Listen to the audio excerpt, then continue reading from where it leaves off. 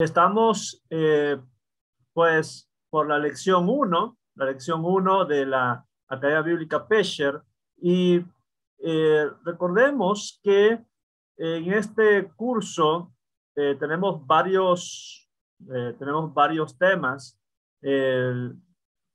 y todavía se puede inscribir. Ustedes pueden invitar a las personas que puedan unirse al curso de exposición exegética de segunda y tercera de Juan.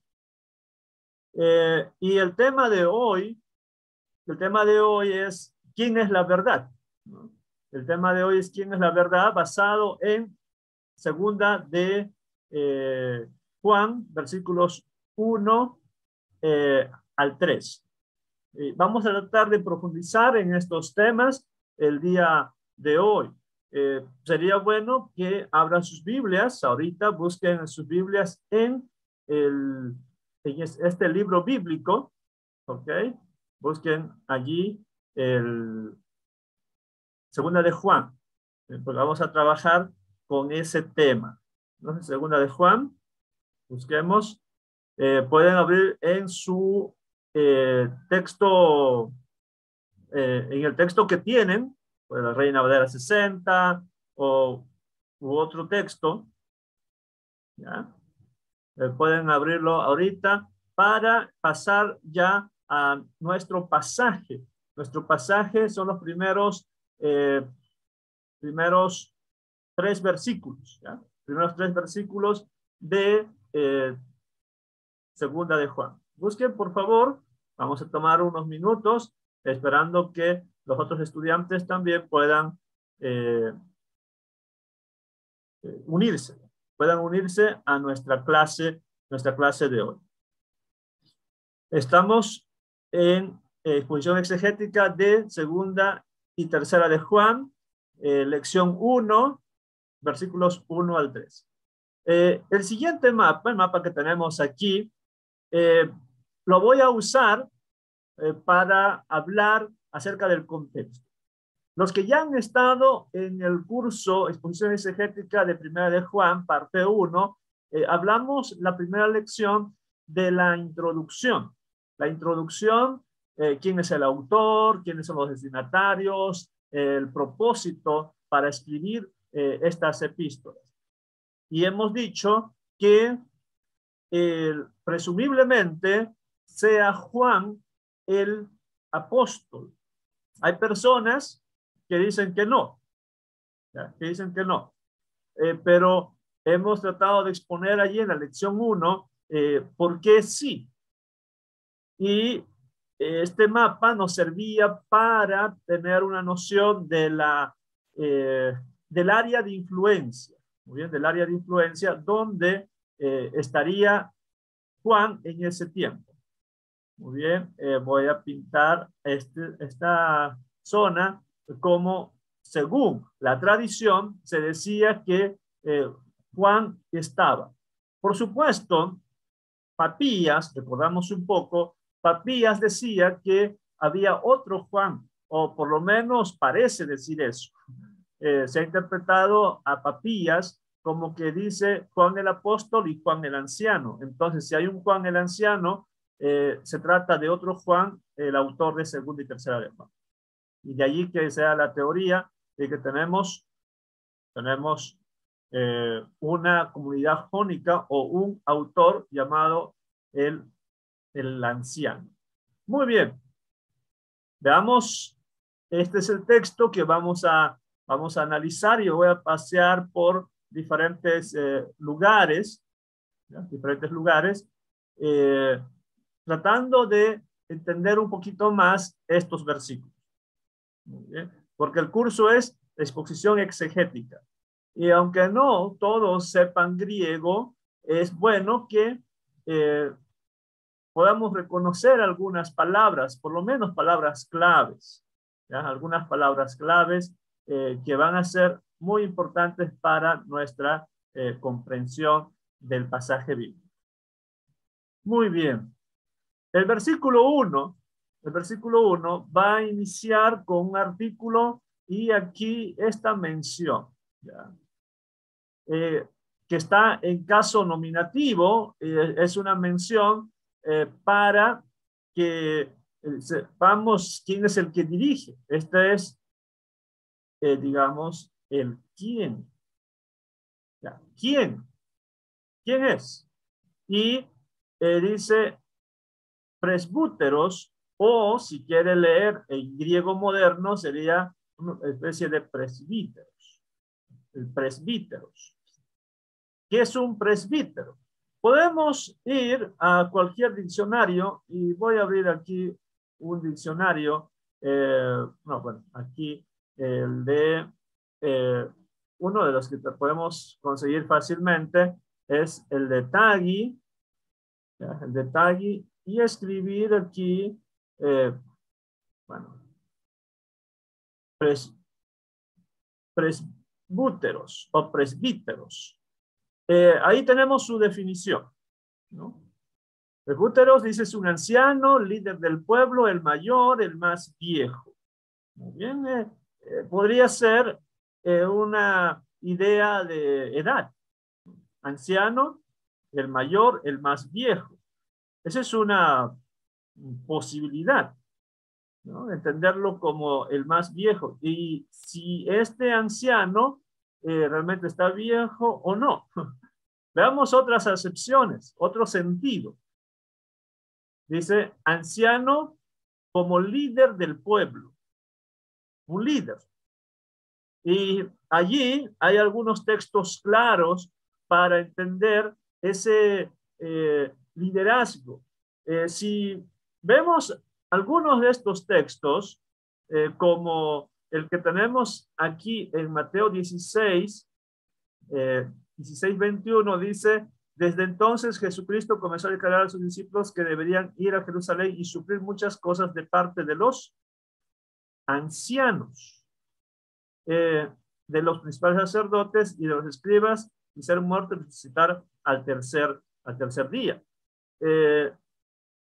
Y volvamos allí a considerar ese detalle, que ancianos aquí se va a referir a líderes, no a los más ancianos de edad, no a los más viejitos, sino a líderes del pueblo. Podemos ir, por ejemplo, a Hechos 4:5. Sucedió que al día siguiente se reunieron en Jerusalén sus gobernantes, ancianos y escribas. Bueno, ahí también como ancianos, mencionando que son líderes del pueblo. ¿Qué más? Tenemos otra excepción. Dice que algunos creen que es otra forma de nominar pastor. Pastor, al pastor, o sea, ser líder en la iglesia. Por ejemplo, en Hechos 11:30 dice, y así lo hicieron, mandándola a los ancianos por mano de Bernabé y Saulo. Aquí ancianos se estará refiriendo a los más viejos de la iglesia, a líderes de la iglesia, o a líderes del pueblo o a líderes de la iglesia. Entonces tenemos ya alguna idea para estar trabajando sobre la palabra griega que tenemos aquí, ho presbúteros. Ho presbúteros. Recordemos que presbúteros o presbíteros, repito, depende de quién te enseña griego, depende de qué libro usas para estudiar griego, se puede leer presbíteros o presbúteros. Un detalle por allí que nos considera la pronunciación. Entonces, debemos traducir quizá como anciano, ¿sí? El anciano. O si es un anciano, puede ser de edad, ¿verdad? De edad. O puede ser un líder. Y no líder del pueblo, sino líder de la iglesia. Bueno, ya tenemos alguna excepción. Veamos cómo traduce. Aquí tenemos Reina Valera 60 y aquí tenemos la traducción, nueva traducción viviente. Ambas Biblias dicen anciano. Solo que esta nueva traducción viviente aclara quién es el anciano. Juan. Juan. Pero la palabra Juan no aparece aquí en el griego. No aparece. Solamente dice presbúteros. El anciano. ¿Quién es ese anciano? Ya, podemos decir que es un líder. Y ahí volvemos. Al parecer, es un líder que vive en esta zona geográfica de Éfeso y tiene influencia en iglesias vecinas. Ok. Y en Tercera de Juan, también se usa lo mismo de anciano. Vamos a Tercera de Juan. Estoy aquí en segunda. Voy a Tercera de Juan. Cambio de edición griega. ¿Ya? Cambio de edición. Estoy en Tercera de Juan. Y también, lo veremos en la lección 3, esto. Pero aquí tenemos igual, la misma palabra. Presbúteros. Y ahí vemos que se dirige a algunos cristianos y él aparentemente manda misioneros a algunas congregaciones. Entonces no es un anciano de edad, sino que es un líder y probablemente sea un obispo o alguien que está liderando varias iglesias. Y si no es el supervisor de varias congregaciones, por lo menos tiene influencia en esas congregaciones. Bueno, todavía no respondemos la pregunta, ¿quién es el anciano? Repito, tenemos mínimo dos posturas. Uno, que se trata de un líder de la iglesia, también llamado Juan. Y el otro es el apóstol Juan. Si fuese el apóstol Juan, ciertamente ya estaría anciano, de edad también, ¿no? Ya estaría anciano. ¿Por qué? ¿Por qué ya estaría anciano? Porque para el año 30 ya era discípulo del Señor. Y cuando se escribe esta carta es alrededor del 90. Pasaron 60 años. ¿Y a qué edad sería discípulo del Señor? ¿A los 20? ¿A los 25? Si fuese a los 20 o 25, ya tendría sus 85 años. Ya es anciano. En este sentido, cabe bien por ambos lados el presbúteros en Juan. El presbúteros cae bien porque es líder, ¿ya? Es líder de la iglesia o es alguien que tiene un puesto de influencia y a la vez tiene una edad avanzada. En conclusión, estaríamos hablando que el personaje es Juan, como lo tiene la nueva traducción viviente. ¿Ok? Ya creo que tenemos alguna información de quién es el presbúteros. Si hay alguna duda respecto a la identidad, al autor y destinatario, sería bueno los estudiantes de la academia, especialmente que tomaron el curso Exposición Exegética Primera de Juan, parte 1, vuelvan a ver, porque todavía está disponible en Classroom, la clase, vuelvan a ver la lección 1, ¿ya? Para repasar esto. Bueno, continuamos. Luego nos vamos a, creo que voy por aquí, a responder a quién o a quiénes. ¿A quién o a quiénes? El texto griego va a decir aquí, va a estar en dativo. Fíjense bien este detalle. A ver, voy a pintar por acá. Se puede ver, ¿no? Esta es una iota suscrita. Una iota suscrita. Y luego está en singular. Y aquí tenemos también dativos.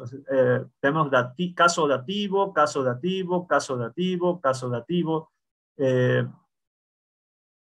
Son menciones de a quién. ¿A quién? Sería destinatarios. ¿Quién es el destinatario? ¿A quién escribe el anciano? Bueno, aquí dice eclecte curia, kai tois tecnois autes. Va a depender mucho también cómo te enseñan griego, porque también se puede leer eclecti curia, kai tois tecnois autis. Bueno, estamos entonces singular. Eclecte curia. Eclecte curia es elegida señora. Miran, me suena, curia. En singular, bueno, en masculino, perdón, voy a escribir acá, luego lo borro. En masculino es curious. ¿Ya? Curious. Y curious es señor. ¿Ya? Es señor. Si es masculino. Vamos a ver aplicado en otro pasaje. Voy a buscar otro pasaje. Déjame buscar otro libro. Vamos a poner Romanos capítulo 1. Vamos a buscar otro versículo donde aparece aplicado al Señor. Aquí está. Curio. Y esto viene de curious. Esto aplicado. ¿Dónde me fui? Esto aplicado a Jesucristo. Jesucristo tu curio gemón. Curio. Ese es masculino singular. Señor. Su femenino, ¿cómo es? Curia. ¿Ok? Curia. Entonces, volvamos acá. Curia, bueno, tenemos como señora. A la señora eclecti. A la señora elegida. Señora elegida. Kai es i. A la señora elegida y a los tecnois es el plural de tecna. Y de tecnón, perdón, de tecnón. Y es hijo, y en plural sería hijos. Dice, a la señora elegida y a los hijos, luego viene este pronombre que está en genitivo, caso genitivo, sería de ella. ¿Ya? Autes. A la señora elegida y a los hijos de ella. Estoy traduciendo como se tradujo en la Reina Valera 60. ¿No? A la señora elegida y a sus hijos.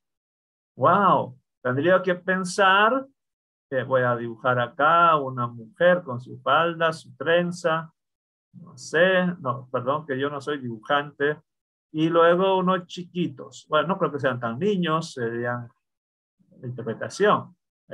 Quizás jóvenes porque va a decir andan en la verdad. la señora y sus hijos. ¿No? Eso puede ser una interpretación a la luz de lo que ofrece la traducción de la Reina Valera 60 y el propio griego.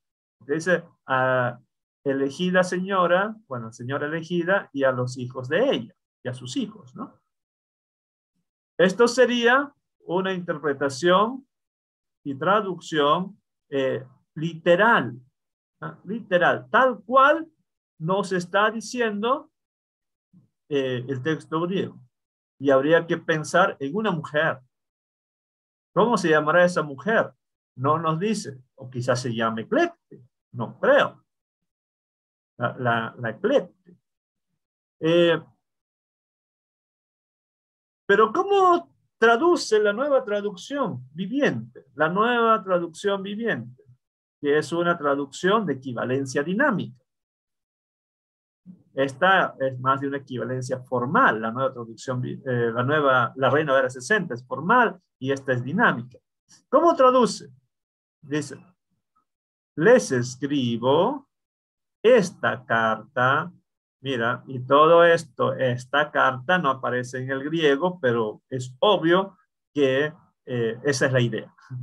Porque aquí está en dativo y dice el anciano a ella, ¿no? Tenemos, tenemos a la señora elegida y a sus hijos.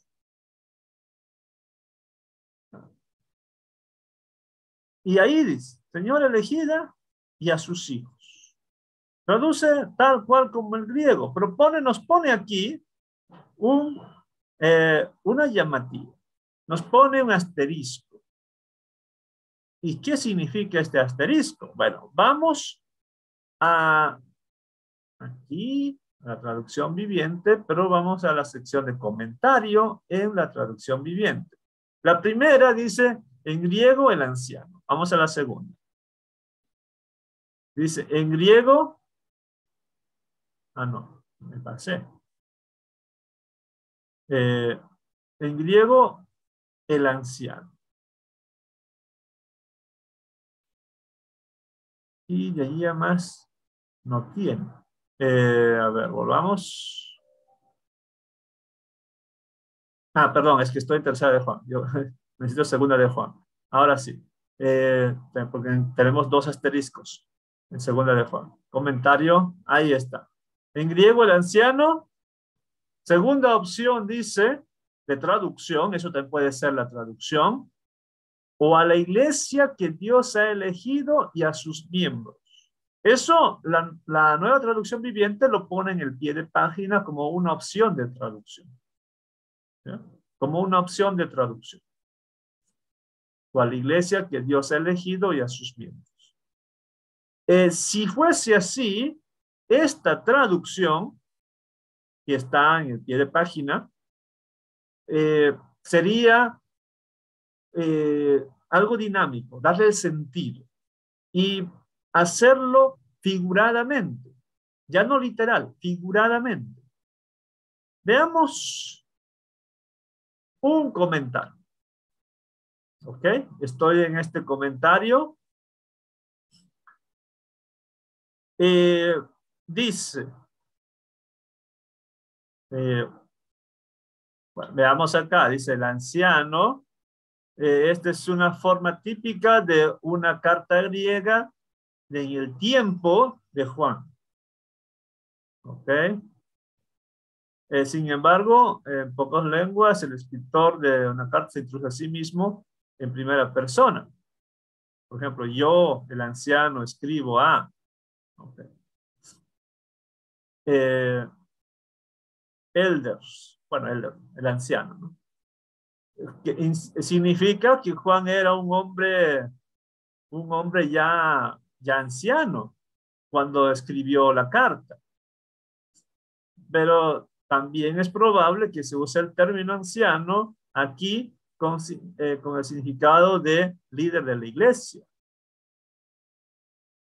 Por eso hablamos de dos formas de ver el término presbúteros. Ok. Vamos a ver qué es la señora y sus hijos. Le está comentando, está haciendo un comentario acá. ¿Qué es la señora y sus hijos?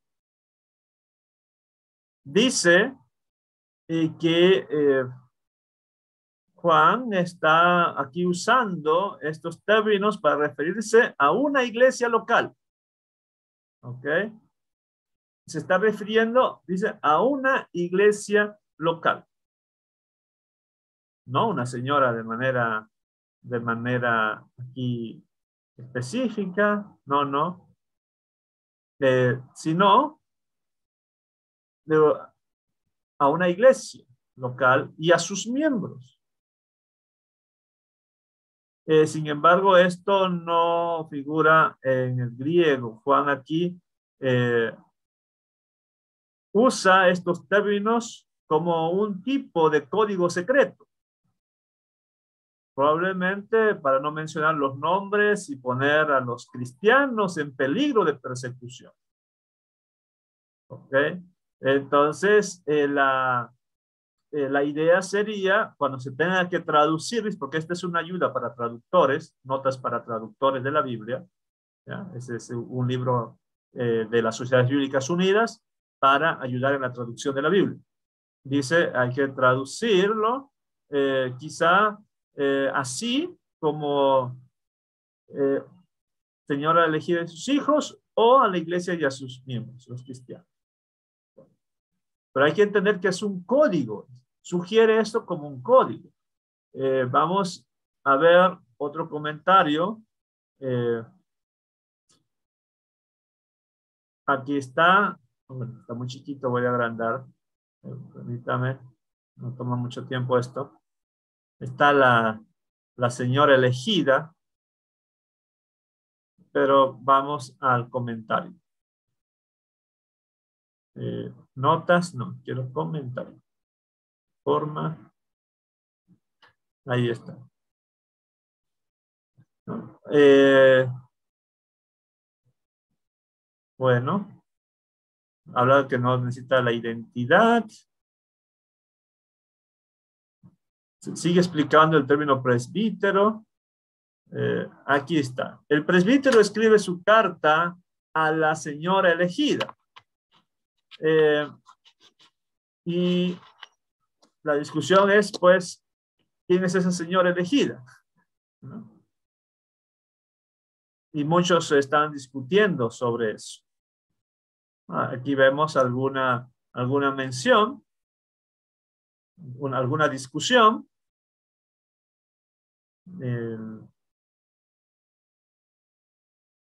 Pero este comentarista, ¿ya? El de la World Biblical Commentary, que sería Smayer, va a ver que quizá la iglesia aparezca aquí como una personificación femenina.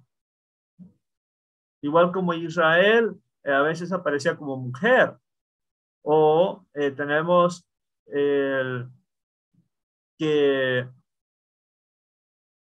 la iglesia como la novia o la esposa de Cristo. Y así también puede tratarse de la señora elegida como una referencia, ¿ya? Como una referencia a la iglesia cuando usa esa expresión. Y sus hijos pues serían los miembros de la iglesia. ¿Ya? Los miembros de la iglesia. Para apoyar esta postura o esta interpretación, volvamos al texto bíblico y en 2 de Juan, los últimos versículos, tenemos el versículo 13, dice, recibe saludos de los hijos de tu hermana, la elegida por Dios. A ver, quizá vamos a Reina a ver a 60, dice, los hijos de tu hermana, la elegida, te saludan. Vamos al griego. Vamos al griego. Aspacetai, o sea, te saludan, ta tecna, los hijos, tes adelfes, de la hermana, su es tú, o sea, de tu hermana, es eclectés, de la elegida. Yo me pregunto, si fuese una mujer, ¿las dos se llaman eclecte? ¿O a las dos el anciano, el presbítero, Juan les llama eclecte, elegidas? Claro, a una le dice señora y a otra le dice solamente elegida. A una dice señora elegida y a este solamente la elegida.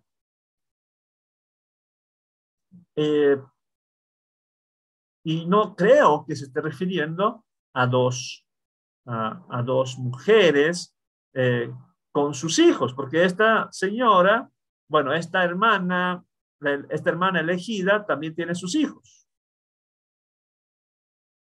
Lo más sensato es pensar que el texto se está refiriendo no de manera literal,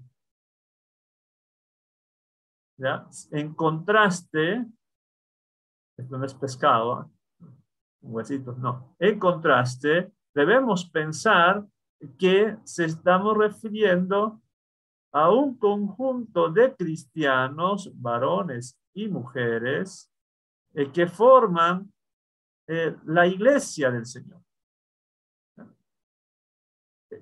La señora elegida y luego la elegida, la hermana que es elegida, es un código para referirnos a la iglesia.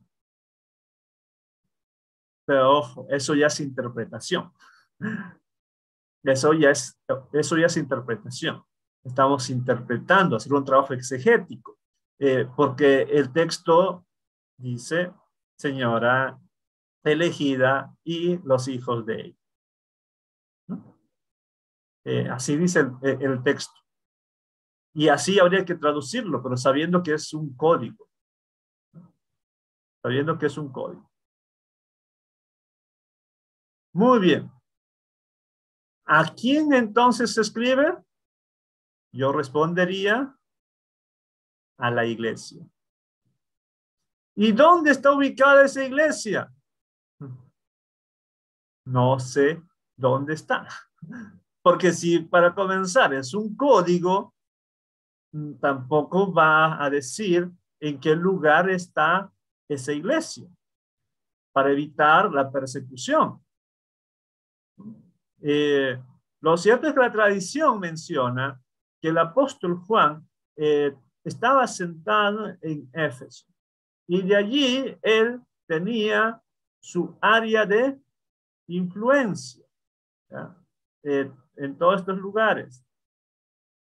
Y de allí que la tradición diga que este apóstol Juan, o otros llaman Juan de Patmos, escribiese las cartas a las iglesias del Apocalipsis, y ellas son, pues, Colosas, Laodicea, Filadelfia, Sardis, Tiatira, Esmirna y Pérgamo. ¿No? Miren, están allí.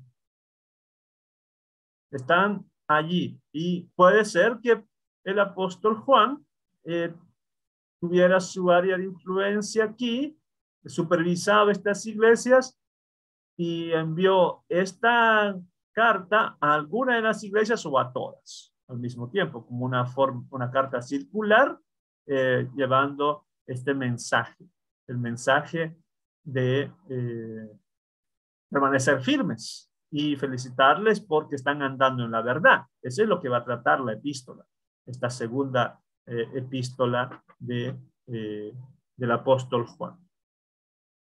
Muy bien, estamos teniendo una observación del texto y a mí me interesa que ustedes estén aprendiendo, ¿ya? Estén aprendiendo más.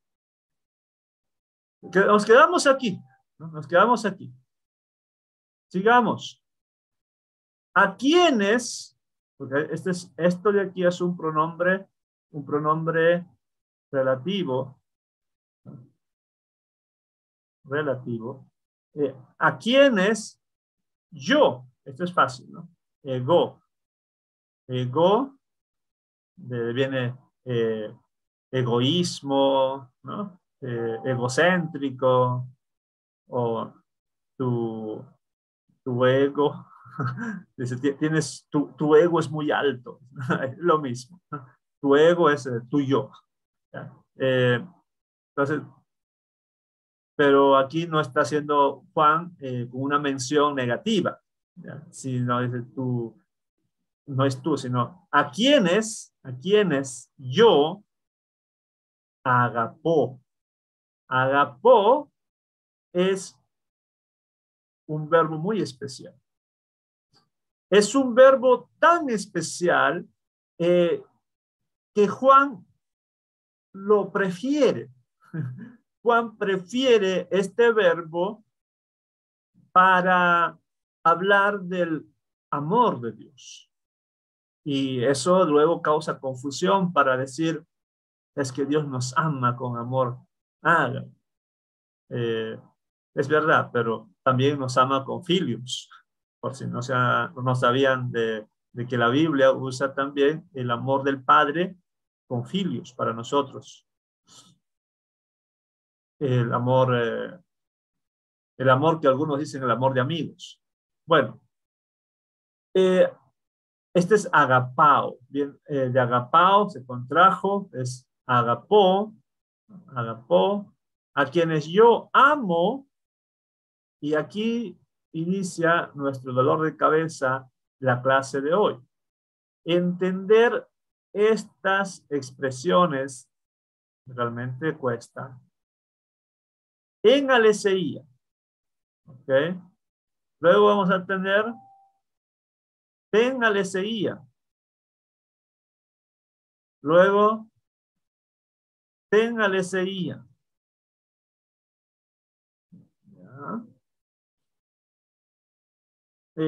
Aquí.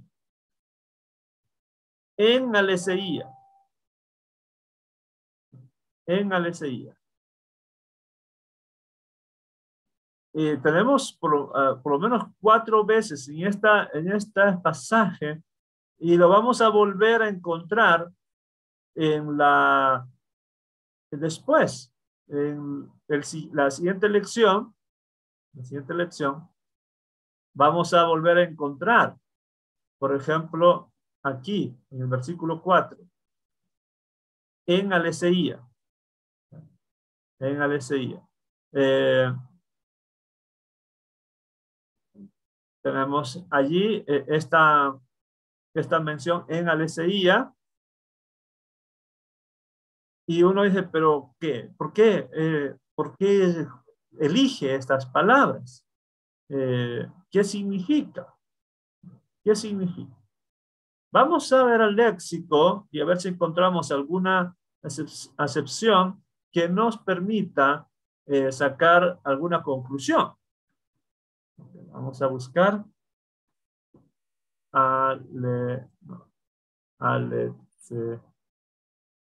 aquí está. ¿Qué tenemos? Así, de manera simple, nos dice que aleseía es verdad, veracidad, realidad, rectitud, fidelidad. Esas son sus acepciones. Tenemos que luego identificar, pues, qué es en nuestro texto, a quién se refiere, porque ese es el tema de hoy. ¿Quién es la verdad? Una acepción es verdad, verdad. Lo opuesto a pseudos. Pseudos es mentira, ¿no? De ahí que en español tengamos seudónimos, pseudoepigrafía, usamos la misma palabra, pseudo, para falso, mentira. Bueno, dice que en algunos textos, bueno, aquí son varios que sugiere, verdad es lo opuesto a la mentira, especialmente el contenido del evangelio. Entonces, lo que dice el evangelio es verdad, veracidad. pero lo opuesto a mentira. Otra acepción, veracidad, rectitud, fidelidad. Aquí tenemos algunos usos. De allí tenemos cuando va con ciertas preposiciones, puede traducirse realidad, verdaderamente, ciertamente. Y aquí, fíjense, realidad, verdaderamente, ciertamente, y me pone, segundo de Juan 1, cuando dice a quienes yo amo en verdad. A quienes yo amo en verdad. ¿Eso será verdaderamente? En esta, según la primera acepción, veamos la primera acepción, que es verdad, lo opuesto por medio del Evangelio, me pone en 2 de Juan, el versículo 4. Pero hemos visto de que aleseía aparece también en el versículo 2 y el versículo 1 y el versículo 3. Bueno, veamos, volvamos a nuestro pasaje, porque estamos diciendo que puede ser veracidad, rectitud, puede ser verdad, puede ser verdaderamente o ciertamente. Vamos a nuestro texto. En verdad, los que conocen la verdad, el versículo 2 también dice, le seguían, y en verdad, versículo 3. Hay que discutir esto. ¿Cómo se tradujo? ¿Cómo se tradujo? Voy a cambiar de color. Dice, a quienes yo amo en la verdad. Ok. A quienes amo en la verdad. En la verdad. A quienes yo amo en la verdad. Podría ser sin artículo. Aquí está sin artículo, pero porque está en dativo, ¿no? Puede ser a quienes yo amo en verdad. Y si fuese en verdad, si fuese en verdad, allí sí sería el sentido a quienes yo amo verdaderamente. ¿Verdad? A quienes yo amo verdaderamente. Y en mi amor no hay engaño. Mi amor es sincero, es con veracidad. Mi amor es de verdad. Pero luego continúa. Y no yo solo, monos es de monogamia, monografía, mono es uno acá. Y ahí que sea solo. Y no yo solo, sino también todos antes. Todos. Luego viene este verbo que viene de ginosco.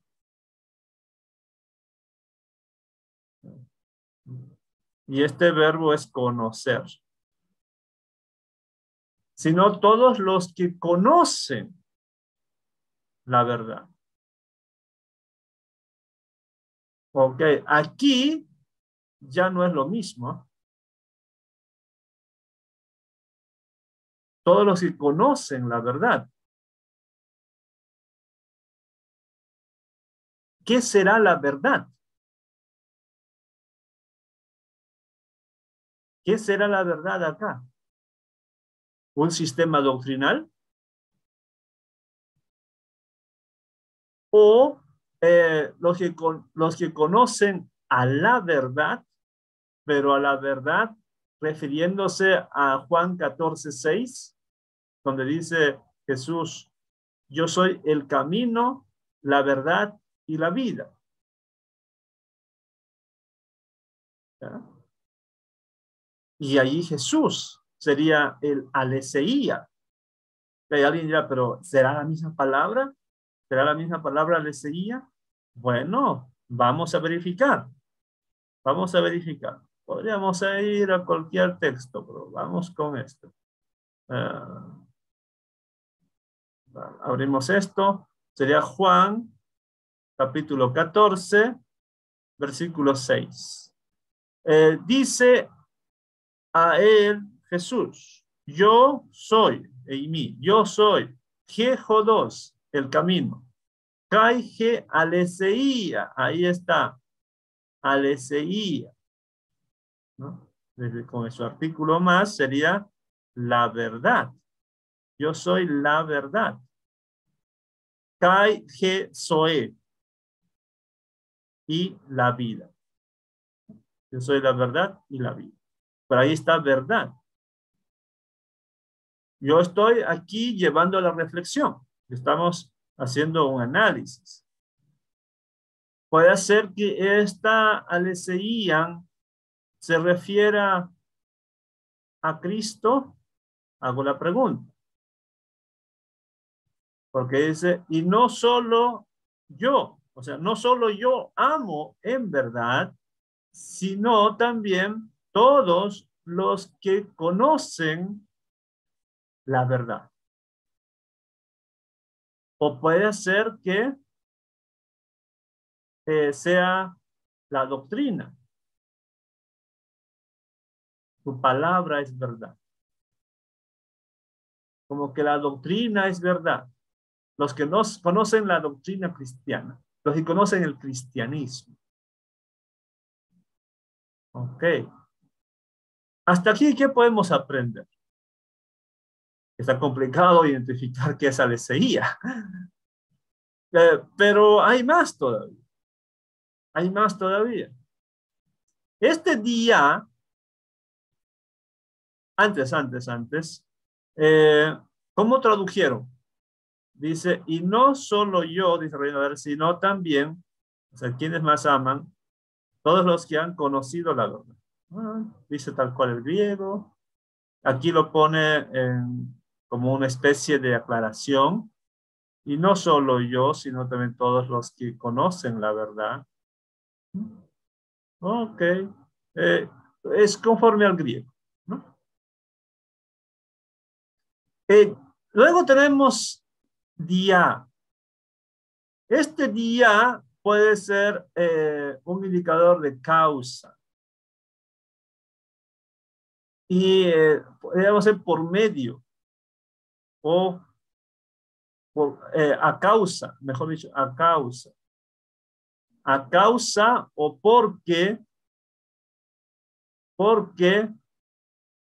la verdad, les decían, porque la verdad, ¿qué hace? Este es un verbo, significa permanece. Y ojo, este verbo es muy importante. Este verbo meno, lo vamos a ver. Porque ya hemos visto en el curso anterior. Y el tema del curso, pues, es permanecer, ¿no? Permanecer. En el curso anterior hemos visto la importancia de meno. Y vamos a verificar esto, ¿ya? Gracias a Dios que tenemos algunos buenos recursos. Y hago un paréntesis aquí. Están viendo esta herramienta, ¿no? Los estudiantes de la Academia Bíblica Pesher ya saben qué es esta herramienta, es el Bible Words. Hago el paréntesis para decir que ustedes pueden tener esta herramienta, el Bible Words, ¿no? Pueden tener el Bible Word 10, ¿ya? Luego voy a estar enviando a los grupos de los estudiantes de la Academia Bíblica Pesher esta imagen para que compartan con sus amigos, hermanos de la iglesia, pastores que conozcan y que creen que les pueda servir este material. Solo que advierto, tiene fecha de caducidad. Si es que ven la clase de hoy o ven la grabación, solamente pueden descargar hasta el jueves 20 de enero. O sea, desde ahora, en unos 6 días más. Pueden descargar. Se requiere, bueno, los estudiantes de la academia no creo que requieran esto ya, pero se requiere que pongan me gusta en la página de Facebook de la Academia Bíblica Pesher y suscribirse al canal de YouTube de la Academia Bíblica Pesher y enviar la evidencia, o sea, la foto al número de WhatsApp de la Academia Bíblica Pesher. Entonces cualquiera puede acceder, se le enviará el link de descarga cuando se tenga ya ese aviso. Vuelvo aquí, buscamos el pasaje en cuestión, segunda de Juan, capítulo 1, versículo, bueno, vamos aquí, ¿no? El versículo 2, es versículo 2. Aquí está. Del verbo meno. Yo quiero buscar el lema. El lema es la raíz y voy por acá porque son tantos versículos. Y vamos al último. He dicho que para Juan es importante el permanecer. Eso hemos hablado en el curso, los 2 cursos anteriores. Por eso el tema de la propuesta del libro, que necesita trabajarse bastante, el tema de la propuesta del libro es cristianos que aman y permanecen. Que aman y permanecen en la verdad. Aman en verdad y permanecen en la verdad.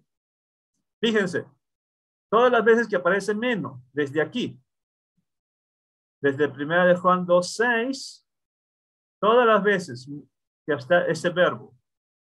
Muy importante para Juan. Y recordarán ustedes, que cuando Juan está escribiendo 1 de Juan, hay una herejía.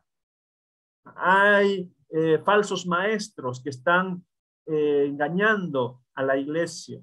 Y Juan está muy preocupado y desde el primer versículo trata de justificar que es Juan y otros apóstoles quienes vieron al verbo de vida, inclusive lo tocaron, porque los falsos maestros decían que Cristo no había venido en la carne. Pero Juan dice, nosotros lo tocamos. Y va a hacer una serie de cosas poniendo al descubierto a los falsos maestros. Ustedes ya saben eso. Y la invitación de Juan es permanecer en la verdad, en la doctrina, en lo que se han sido ya enseñados todos acerca de Cristo, que Él es verdaderamente Dios, verdaderamente hombre. Bueno, y todo lo que sabemos de Cristo, ¿no? Y aquí, en 2 de Juan 1:2, vuelve el verbo meno y también en el versículo 9. Porque hay que permanecer, muy importante. Vamos a hablar eso más adelante, pero ¿qué cosa dice acá? Hay que permanecer en la enseñanza de Cristo. El que permanece en la enseñanza de Cristo tiene, o la enseñanza tiene al Padre como al Hijo. Permanecer. Porque hay la amenaza de falsos maestros, falsos profetas, apóstoles, etc. Muy importante el verbo meno, el verbo permanecer. Ok, volvamos a nuestro texto. Entonces, este verbo que está aquí en plural,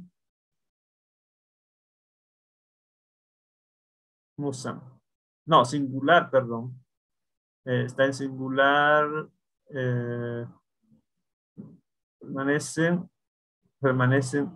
permanece en nosotros. Okay. Voy a pintar. Menusam.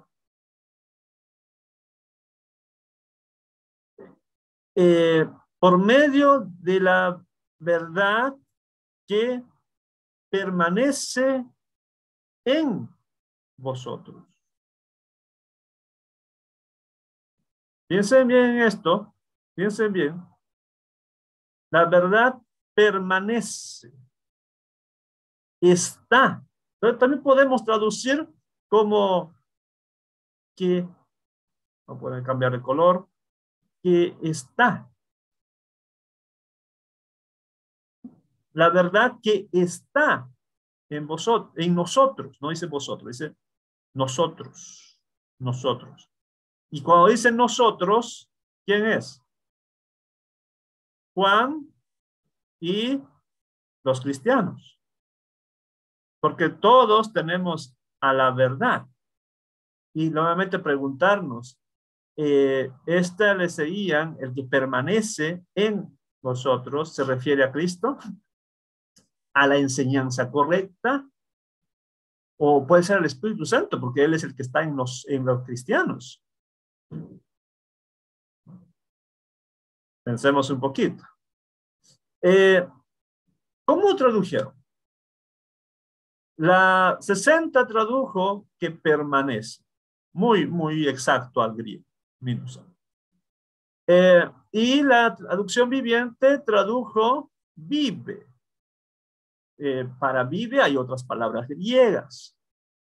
Pero tiene la idea, ¿no? Algo que permanece, es algo que está allí, es algo que vive allí.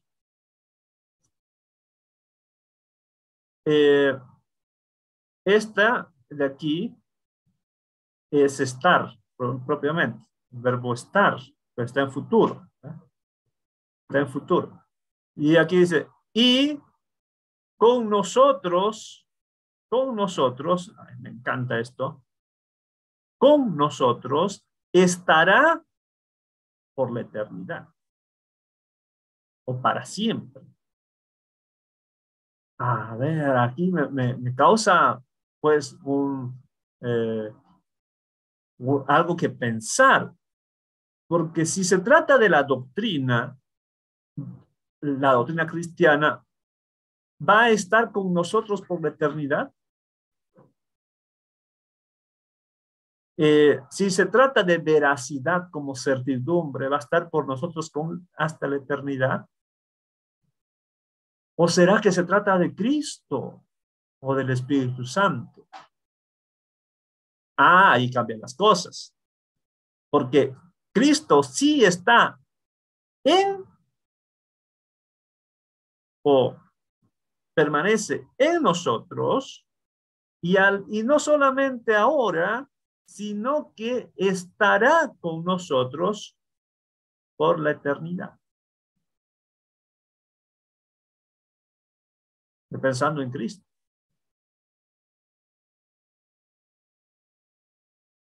Versículo 3.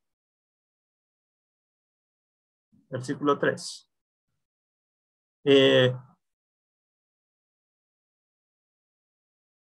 Y eso es la traducción que está ahí, ¿no? Creo que está antes creo que tenemos esa misma idea aquí. Y estará para siempre con nosotros. Y aquí también dice, y estará con nosotros para siempre.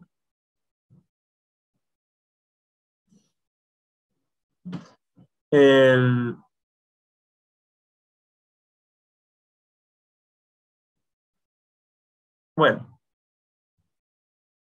tenemos aquí, y estará con vosotros, ¿qué cosa?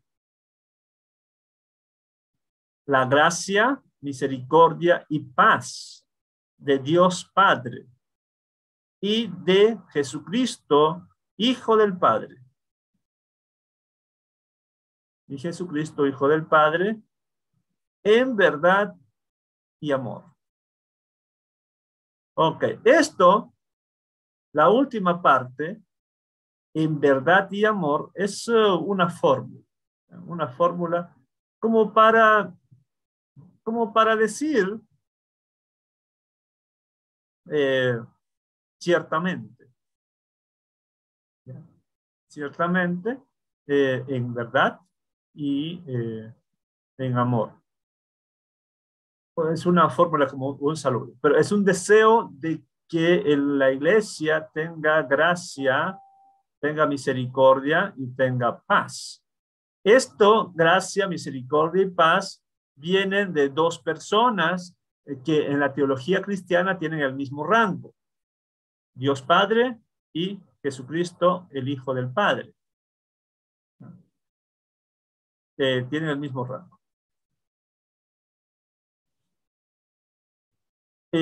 La traducción viviente aquí hace una especie de arreglo, porque no entiende, o sea, no se entiende. Por ejemplo, acá dice, gracia, misericordia y paz que provienen de Dios Padre y de Jesucristo, Hijo del Padre, permanecerán con nosotros. Permanecerán con nosotros es de esta. Voy a pintarlo. ¿Qué color pongo? Verde. Permanecerá con nosotros. Es el deseo, ¿no? Permanecerá con nosotros. ¿Quién es nosotros? ¿Quién es nosotros? Aquí añade algo. En verdad y amor. ¿Y qué añade? ¿Qué añade? Me parece muy... me encanta la solución que da la traducción viviente. Voy a colocar los que vivimos. Los que vivimos, es como si aparece aquí. ¿Ya? Aquí. Los que estamos, pero los que vivimos en la verdad y el amor. Pero no está eso no está claro esa idea en el griego. No está claro. No está clara esa idea. Pero yo creo que le da sentido. ¿Para quiénes va a ser gracia, misericordia y paz? ¿Para quiénes? ¿Para cualquiera? No, los que están en. O sea, aquí sería el verbo implícito, ¿no? Aquí habría un verbo implícito. Están en la verdad y están en el amor. Si fuese así, porque realmente tiene sentido, si fuese así, estamos hablando de dos temas importantes para Juan. El permanecer en la verdad y practicar el amor.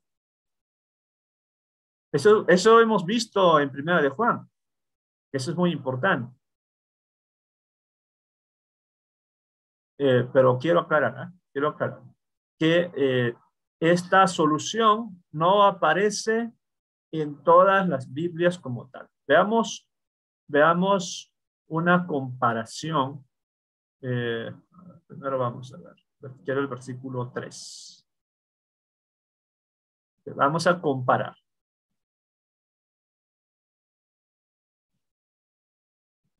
La Biblia textual dice, gracia, misericordia y paz estarán con nosotros, de Dios Padre y de Jesucristo, el Hijo del Padre, en amor, en verdad y amor. Tal como dice el griego, tal cual. Traducción viviente, ya hemos leído que ellos añaden esto, los que vivimos. Esto está añadido, o por lo menos para darle sentido. La Biblia al día. Bueno, dice tal cual como el griego, estarán con nosotros en verdad y amor.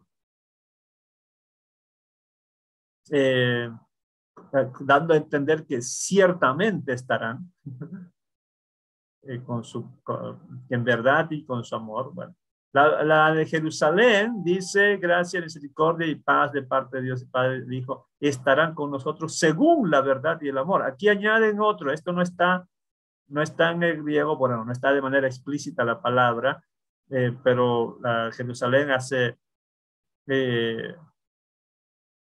añade esto, según la verdad y el amor. Y nuevamente aquí sería para ejemplificar la certidumbre de que van a recibir gracia, misericordia y paz. La Yuneman dice en verdad y amor. Bueno, Las Américas, la Biblia de las Américas, dice, en verdad y amor. En verdad y amor. Dios habla hoy. ¿No? Tampoco, no, aquí no aclara mucho. En verdad y amor. Vamos a ver otra Biblia. La Biblia es lenguaje sencillo. Aquí esta Biblia sí les explica más, o bueno, por lo menos intenta, ¿no? Que sea claro. Dice, que hagan que ustedes, o sea, esto ya es a la inversa. Es una nueva idea esto. Que hagan que ustedes abunden la verdad y el amor. Abunden la verdad. Eso significaría que practiquen la verdad, que hablen verdad y que practiquen el amor. Esa es una tercera idea, ¿no? Palabra de Dios para todos plantea otra solución a ese enigma. Estas bendiciones se reciben por medio de la verdad y el amor. ¿Qué quiere decir con eso? Por medio de la verdad y el amor. O sea, que verdad y amor van a fluir las bendiciones. De allí no vamos a tener otras tentativas de solución. Y la pregunta es, ¿pero por qué? ¿Por qué intentan que sea más claro? Porque la respuesta es obvia, ¿no? Porque está un poquito complicado de entender esta frase. Lo que aquí dice, en verdad y amor. Por un lado, podría implicar la certidumbre que vas a recibir estas bendiciones. O dos, que es una condición, o bueno, tienes que demostrar que vives en la verdad y el amor para recibir estas bendiciones. Para los estudiantes de la Academia Bíblica Pesher, ustedes van a recibir este material de su lección 1, ¿no? De la lección 1. Aquí están las 4 preguntas que van a trabajar. Dice, lea 3 veces Segunda de Juan, subraya y anota todo lo que te llame la atención para repetir las ideas claves, mandatos o ejemplos de imitar. Luego, ¿cuántas veces aparece y en qué versículos la palabra verdad, amor o amar y perseverar? Todo eso en Segunda de Juan. Según el versículo 2, ¿quién o qué estará para siempre con nosotros? Y esto, busca 2 comentarios bíblicos y escribe una explicación a la luz de esos 2 comentarios de Segunda de Juan 1 al 3. Aquí está el texto, en paralelo, y aquí una breve explicación. Voy a leer de manera rápida esto, de manera rápida, que en parte es lo que ya se explicó. Juan escribe esta epístola con 2 propósitos, la segunda de Juan. 2 propósitos en mente. Respaldar el compromiso de sus seguidores. Respaldar el compromiso de sus seguidores, ese sería el primer propósito. Ese compromiso que tienen con la verdad.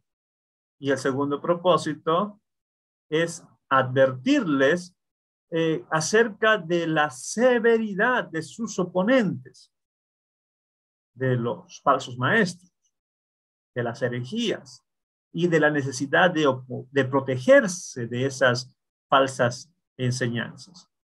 Esos son los 2 objetivos. En lugar de dar su nombre, el autor simplemente se define como el anciano. En griego, presbítero. Anciano se usaba entre los judíos para referirse a los dirigentes religiosos, como Hechos 4:5. Y los primeros cristianos adoptaron esta práctica.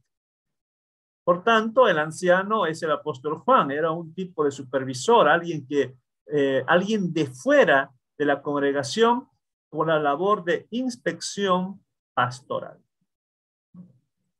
Muchos creen que la señora elegida se refiere a una persona, a una cristiana y sus hijos. Sin embargo, el tono mismo de la carta implica una audiencia más amplia.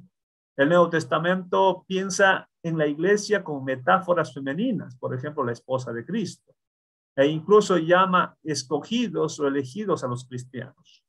Por tanto, deberíamos considerar Segunda de Juan como una carta personal escrita por el apóstol y enviada a una congregación en particular, descrita cariñosamente como sus hijos.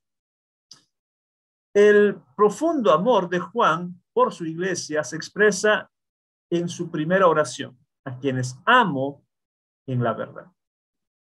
Esta frase podría ser adverbial: a quienes amo verdaderamente. Pero sin duda Juan le da más sentido. Para él, la verdad no es mera sinceridad, sino una realidad que pertenece a Dios. Las personas que conocen la verdad se aman mutuamente, porque ésta vive en su interior. Es importante recordar aquí el vocabulario del autor. La verdad no solo estaba encarnada en Jesucristo, sino que también se describe al Espíritu Santo como el Espíritu de verdad. Todo esto en Juan, Juan 14, capítulo 14, versículos 15 a 17. Así pues, la comunidad de amor es la comunidad en verdad. Es decir, una comunidad que ha abrazado a Jesucristo y experimentado el poder del Espíritu Santo que mora en ellos. Si la verdad permanece siempre con nosotros y Jesús es la verdad, sus dones como la gracia, la misericordia y la paz son igualmente seguras. Se puede decir que en verdad se refiere a un amor basado en una revelación de Dios en Jesucristo, que es la verdad. Juan no está solo en este sentimiento. Todos los que conocen la verdad, es decir, los que conocen a Cristo. No solo Juan ama a aquella iglesia, sino también otros cristianos. Esto probablemente se refiere en primer lugar a otros creyentes, de entre quienes escribe Juan, y luego por extensión a todos aquellos que pertenecían a la iglesia primitiva.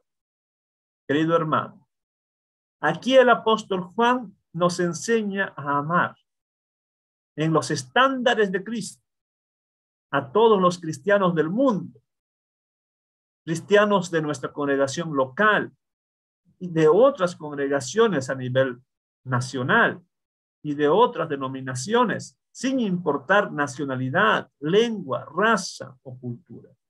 Todos los que conocemos a Cristo debemos amarnos como hermanos en el Señor. Juan señala el origen de las dádivas. Oye, perdón, me corrí demasiado. Juan señala el origen de las dádivas de gracia, misericordia y paz. El origen es de Dios el Padre y de Jesucristo el Hijo del Padre. El enfoque teocéntrico y cristocéntrico de Primera de Juan continúa aquí. Por esta razón, podemos ver que el Espíritu Santo, prominente en Juan, también está implícitamente presente. Juan es trinitario, pues la tarea del Espíritu es señalar al Hijo y al Padre. Luego desea que sus lectores reciban las bendiciones del Padre y del Hijo, en verdad y en amor. Estas palabras preparan a los lectores para el tema central de la carta. Su propósito inmediato es indicar que las bendiciones convencionales de gracia, misericordia y paz van acompañadas de verdad y amor. Bueno, ¿tendrán alguna pregunta? Se me olvidó pues recordarles antes que los que desean tener esta herramienta, la herramienta del Bible Wars, no olviden cumplir los 2 requerimientos de poner un like en la página de Facebook de la Academia Bíblica Pesher y suscribirse al canal de YouTube de la Academia, ¿no? Con eso envían un mensaje al WhatsApp y se está dando el enlace de descarga. También habrá una clase de acompañamiento para los que desean instalar el software y una capacitación, pero eso solamente es exclusivo para los que desean tener desean tener esa capacitación. ¿Ok? Hago esa invitación para las personas, repito, ustedes pueden invitar a las personas a enviar su mensaje para tener esta herramienta muy útil, muy útil. Vuelvo a mostrarles, aquí tenemos una especie de buscador tipo concordancia, donde se puede buscar palabras en toda la Biblia. Tenemos aquí las versiones en español, en griego, si voy al Antiguo Testamento para hacer en hebreo. Tengo un montón de libros, análisis morfológico. El problema es que está en inglés, pero no está muy difícil luego llevarlo quizá a Google para que traduzcan. Tiene muchos buenos recursos. Por ejemplo, aquí tenemos algunos libros de contextos, comentarios casi no mucho, excepto la Bible, Net Bible, eso lo podemos conseguir en internet también. Gramáticas, sí, tenemos buenas gramáticas de griego, tenemos gramáticas hebreas, tenemos libros de crítica textual, tenemos algunos fascículos de la Biblia hebraica quinta, luego tenemos la Biblia hebraica estudiantensia con aparato crítico, tenemos el aparato crítico de la Necesidad 28, excelentes recursos. Léxicos, buenos léxicos, aquí están los léxicos. Entonces, eso pueden ustedes tener. También pueden invitar a personas para que se matriculen al curso este curso que estamos llevando, exposición exegética de segunda y tercera de Juan. Las lecciones nos quedarían lección 2, 3, 4, 5. La clase queda grabada, recuerden, y pueden verlo en la semana. Muy bien. ¿Alguna pregunta? Buenas noches, profesor. Tengo un par de preguntas. Sí, te escucho. Pues la primera sería si hay manera de saber si las epístolas de Juan, hablando de primera, segunda y tercera, surgen simultáneamente en la iglesia primitiva. O sea, esto es con el fin de saber si la información de contexto histórico y cultural sirve para las tres epístolas o cada una tendría su propio punto, su propio contexto. Yo puedo asegurar que primera y segunda fueron escritos casi a diferencia de meses, no más, porque la temática es casi la misma, el problema es casi la misma. Tercera de Juan estaría casi con el mismo contexto, pero el tema ya no es tanto de herejías, sino de falta de hospitalidad. Pero podría estar por allí el contexto. Y está muy relacionado con el Evangelio de Juan. Pensemos nada más en 2 de Juan, versículo 7, que nos habla de que muchos han salido por el mundo negando que Cristo, que el verbo se haya hecho carne. Ya, eso tenemos en 2 de Juan. Eso mismo tenemos en 1 de Juan, capítulo 4. Ahora bien, tenemos un eco de eso en Juan 1, 14. Juan 1:1, pero sobre todo Juan 1:14, donde dice, y el verbo se hizo carne y habitó entre nosotros. ¿Pero por qué? ¿Pero por qué dice eso Juan? Porque hay un contexto. Ese contexto es de que hay enseñanzas que niegan la encarnación de Jesús, ¿no? Había herejías que circulaban en ese tiempo. En conclusión, podríamos decir que si bien no se escribieron el mismo día, pero sí en el mismo año o con diferencia muy corta de 2 años entre ellos.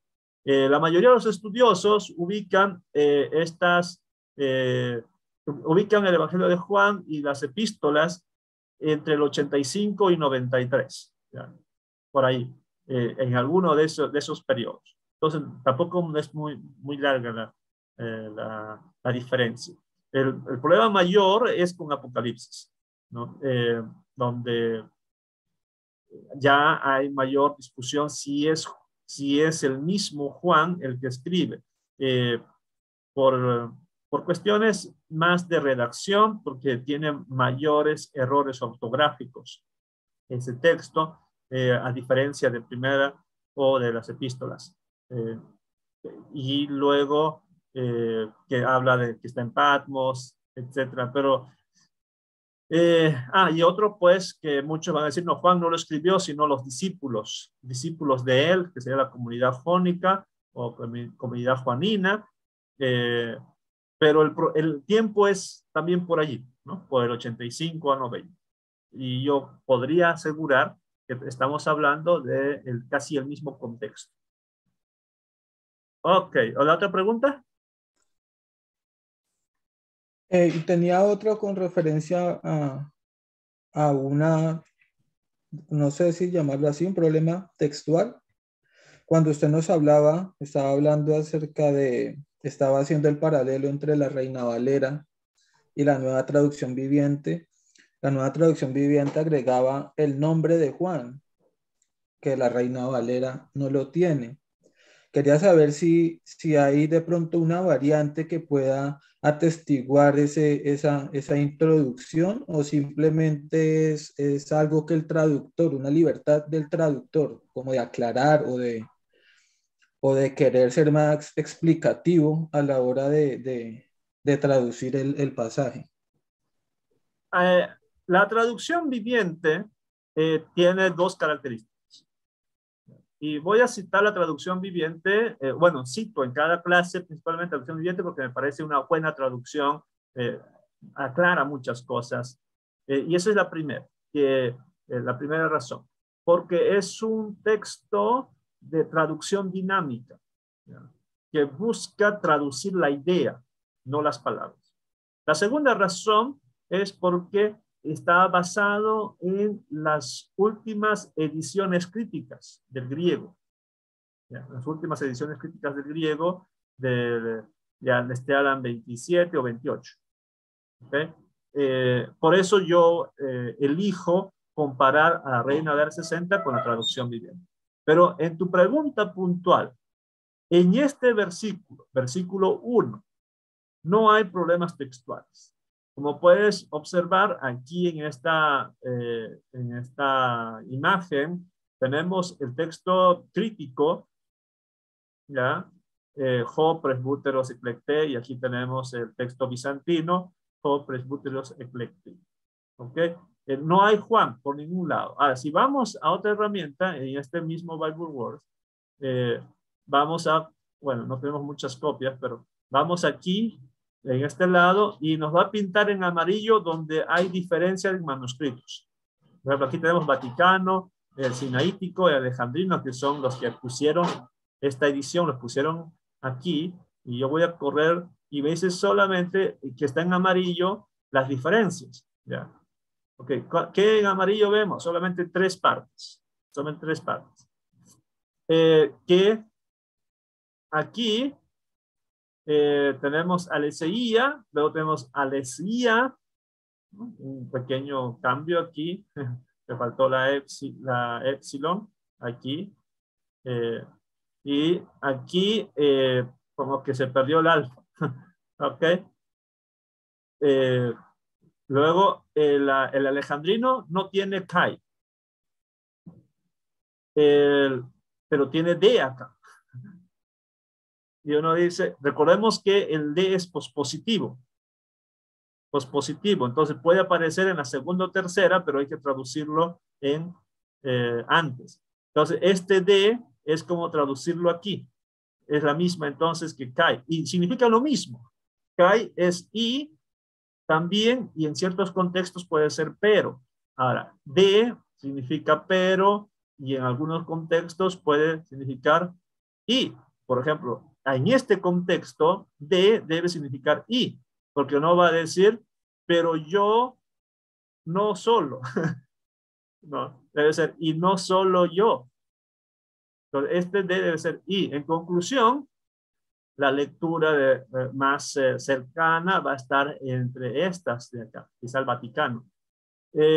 Volviendo a tu pregunta, en relación aquí a si Juan aparece, no, en ningún manuscrito va a aparecer Juan, en ninguno, ni en segunda ni en tercera, pero la traducción viviente lo pone simplemente para que los lectores tengan una idea, pues, de quién es el anciano.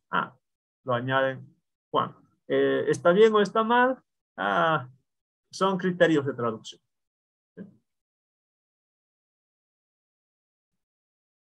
Muy bien, creo que vamos a terminar la clase. No se olviden sus tareas. Lo voy a subir a Classroom para que puedan estar allí subiendo sus actividades.